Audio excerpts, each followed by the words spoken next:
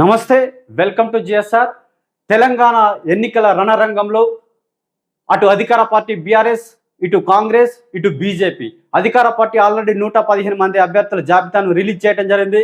Congress party 55 మందితోటి అభ్యర్థుల జాబితాను release చేయడం జరిగింది. ఇప్పుడు రీసెంట్గా ఇప్పుడే మనకు ఫ్లాష్లో వచ్చినటువంటిది భారతీయ జనతా పార్టీ బీజేపీ సంబంధించి 52 మంది అభ్యర్థులతోటి వాళ్ళు తెలంగాణ రాష్ట్రానికి సంబంధించినటువంటి జాబితాను రిలీజ్ చేయడం జరిగింది. బీజేపీ సెంట్రల్ ఎలక్షన్ కమిటీ సంబంధించి ముఖ్యంగా బీజేపీ జాతీయ అధ్యక్షుడు జేపీ నడ్డా, నరేంద్ర మోడీ, అమిత్ షా వీళ్ళందరూ కలిసి ఈ యొక్క అభ్యర్థులను రిలీజ్ చేయడం జరిగింది జాబితాకు సంబంధించి. అయితే ఆ 52 మంది సంబంధించిన జాబితాను మనం చూసే ప్రయత్నం చేద్దాం. సిర్పూర్ కాగజ్ నగర్ పాల్వాయి హరీష్ బాబు, బెల్లంపల్లి అమరాజుల శ్రీదేవి, అలాగే ఖానాపూర్ రమేష్ రాథోడ్. ఈయన తెలుగుదేశం పార్టీలో ఎంపీగా పనిచేయడం జరిగింది రమేష్ రాథోడ్. అలాగే అధికార బీఆర్ఎస్ పార్టీ నుండి కూడా పోటీ చేసి ఓడిపోవడం జరిగింది. ఇప్పుడు బీజేపీలోకి వచ్చేసి ఈయన ఖానాపూర్ నుంచి ఎమ్మెల్యే అభ్యర్థిగా బరిలో ఉండటం అనేది జరిగింది. అలాగే ఆదిలాబాద్ నుంచి పాయల్ శంకర్, అలాగే బోత్ నుంచి సోయం బాపురావు. ఈయన ఆల్రెడీ ఇప్పుడు మనకు బీజేపీ నుంచి ఎంపీగా కొనసాగుతున్నాడు సోయం బాపురావు. ఈయన ఎమ్మెల్యేగా బోత్ నుంచి నిలబడ్డటువంటి పరిస్థితి మనకి ఇక్కడ అవపడుతున్నది. నిర్మల్ ఆలేటి మహేశ్వర్ రెడ్డి, ఈయన మాజీ ఎమ్మెల్యే కాంగ్రెస్ పార్టీకి సంబంధించి. మూదోల్ శ్రీ రామారావు పటేల్, అలాగే ఆర్మూర్ శ్రీ పైడి రాకేష్ రెడ్డి, జుక్కల్ టి అరుణతార, అలాగే కామారెడ్డి కె వెంకటరమణారెడ్డి, నిజామాబాద్ నుంచి అర్బన్ నుంచి ధన్పాల్ సూర్యనారాయణ గుప్తా, అలాగే బాల్కొండ నుంచి అన్నపూర్ణమ్మ ఆలేటి, అలాగే కొరుట్ల నుంచి ధర్మపురి అరవింద్. ఈయన ప్రజెంట్ సిట్టింగ్ ఎంపీ నిజామాబాద్ సంబంధించి. అయితే కొరుట్ల నుంచి ఈసారి పోటీ చేయటం అనేది జరుగుతున్నది ధర్మపురి అరవింద్ గారు. అలాగే జగిత్యాల నుంచి భోగ శ్రావణి, ధర్మపురి నుంచి శ్రీ ఎస్ కుమార్, రామగుండ నుంచి కందుల సంధ్యారాణి. ఈమె కందుల సంధ్యారాణి ప్రజెంట్ అధికార పార్టీకి సంబంధించినటువంటి జెడ్పీటీసీ. అయితే బీఆర్ఎస్ టికెట్ ఆశించి రాకపోవడంతో బీజేపీలోకి వచ్చిన తర్వాత రామగుండ నుంచి ఈయన బరిలో దిగటం అనేది జరిగింది కందుల సంధ్యారాణి. కరీంనగర్ నుంచి బండి సంజయ్ కుమార్, ఈయన రాష్ట్ర బీజేపీ సంబంధించిన మాజీ అధ్యక్షుడు, అలాగే ప్రజెంట్ సిట్టింగ్ ఎంపీ కూడా. చొప్పదండి నుంచి బొడిగ శోభ, ఈమె మాజీ ఎమ్మెల్యేగా పనిచేయడం జరిగింది చొప్పదండి నుండి. కాబట్టి ఈసారి ఆమెకే మళ్ళీ టికెట్ ఇవ్వటం అనేది జరిగింది. సిరిసిల్ల నుంచి రాణి రుద్రమరెడ్డి, సిరిసిల్ల కేటీఆర్ కాన్సెన్సీ కాబట్టి ఇక్కడ వాక్చాతుర్యం ఉన్నటువంటి రాణి రుద్రమను ఇక్కడ బరిలో నిలపటం అనేది జరిగింది బీజేపీ పార్టీ సంబంధించి. మానకొండూరు నుంచి ఆరేపల్లి మోహన్, ఈయన మాజీ ఎమ్మెల్యే, అలాగే కరీంనగర్ సంబంధించినటువంటి జెడ్పీ చైర్మన్గా కూడా పనిచేయటం జరిగింది. మొన్ననే అధికార పార్టీ నుంచి బీజేపీలోకి జాయిన్ అయ్యి ఇక్కడ బీజేపీ టికెట్ను దక్కించుకోవటం అనేది జరిగింది. అలాగే హుజురాబాద్ నుంచి ఈటెల రాజేందర్ ఆల్రెడీ సిట్టింగ్ ఎమ్మెల్యేగానే మనం చెప్పుకోవచ్చు.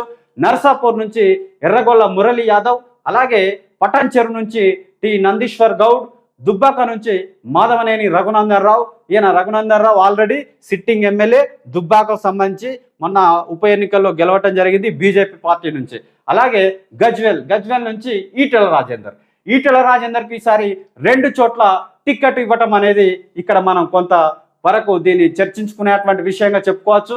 ఎందుకంటే నిన్న మొన్న నుంచి మనం చూసినట్లయితే వార్తల్లో బీసీ సీఎం అనేటువంటి నినాదంతో వీళ్ళు బీజేపీ ముందుకు రావటం అనేది జరుగుతున్నది.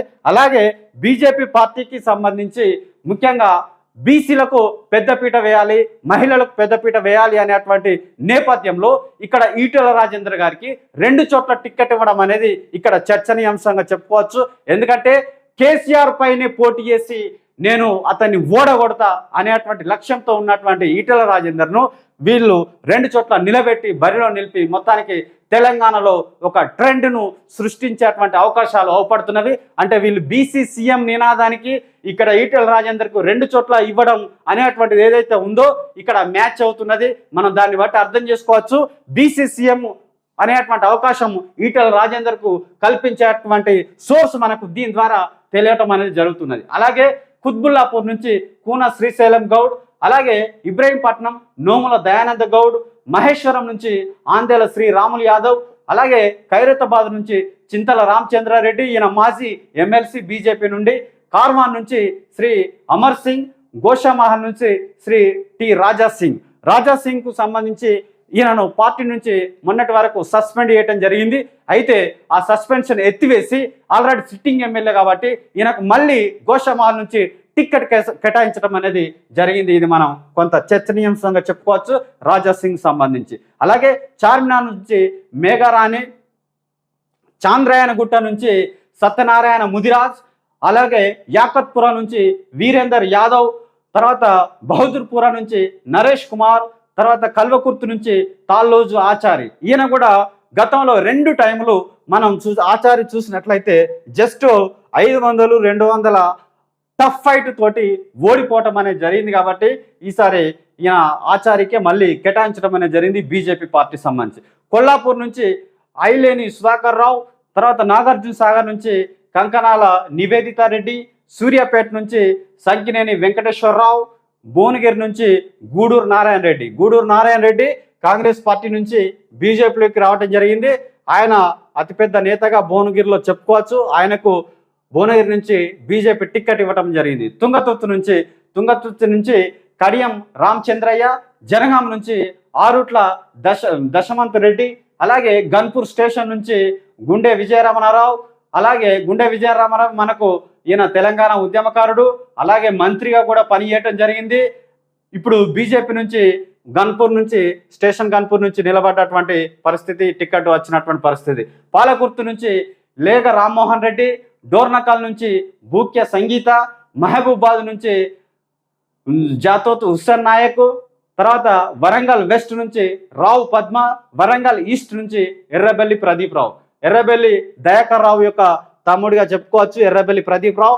ఆయన బీజేపీ పార్టీకి జాయిన్ కావడం జరిగింది, టికెట్ కూడా దక్కించుకోవడం జరిగింది. వర్ధన్నపేట నుంచి కొండేటి శ్రీధర్, ఈయన మాజీ ఎమ్మెల్యే కాంగ్రెస్ పార్టీకి సంబంధించి. అలాగే భూపాలపల్లి నుంచి చందుపట్ల కీర్తిరెడ్డి, ఇల్లందు నుంచి శ్రీ రవీంద్ర నాయక్, భద్రాచలం నుంచి శ్రీ కుంజ ధర్మారావు. వీళ్ళు మొత్తానికి 52 మంది అభ్యర్థులతోటి వీళ్ళు నేషనల్ జనరల్ సెక్రటరీ అయినటువంటి ఇన్ఛార్జ్ అయినటువంటి అరుణ్ సింగ్ ఈ యొక్క అభ్యర్థుల జాబితాను రిలీజ్ చేయడం అనేది జరిగింది. మొత్తానికి ఏది ఏమైనప్పటికీ రానున్నటువంటి ఎలక్షన్లో ఏదైతే ఉందో ఇంకా కొంత అభ్యర్థులను ప్రకటించేది ఉన్నది. అయితే ఏది ఏమైనా మొత్తానికి ఈసారి తెలంగాణ రాష్ట్రంలో మొత్తానికి త్రిముఖ పోటీ ఉండేటువంటి అవకాశాలు అవపడుతున్నవి. అటు బీఆర్ఎస్ అధికార పార్టీ, అలాగే కాంగ్రెస్ పార్టీ, ఇటు బీజేపీ పార్టీ మొత్తానికి బలమైనటువంటి అభ్యర్థులనే, ముఖ్యంగా బీసీ నేతలను, ముఖ్యంగా మహిళలకు పెద్దపీట వేస్తూ బీజేపీ అభ్యర్థులను ప్రకటించడం అనేది ఇది మొత్తానికి ఒక మనకు టఫ్ ఫైట్ ఇచ్చేటువంటి అవకాశాలు అవపడుతున్నట్టుగా మనకు అవపడుతుంది.